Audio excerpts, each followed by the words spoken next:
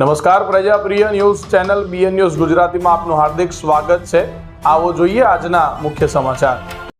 Chhota Udepur one વિભાગ વનપાલ અને one રક્ષકને સઘન પેટ્રોલિંગ માટે 18 જેટલી બાઇકોનું જિલ્લા કલેક્ટરના હસ્તે લોકાર્પણ કરાયું। છોટાઉદેપુર પંથકના જંગલોમાં રાત્રિના સમયે વૃક્ષો કાપી જવાના વધી રહેલા બનાવોને પગલે છોટાઉદેપુર વન વિભાગ દ્વારા આ વનોમાં રાત્રિ પેટ્રોલિંગ સઘન થાય તે માટે વનપાલ અને વનરક્ષકો માટે 18 બાઇકનું લોકાર્પણ કરવામાં આવ્યું હતું।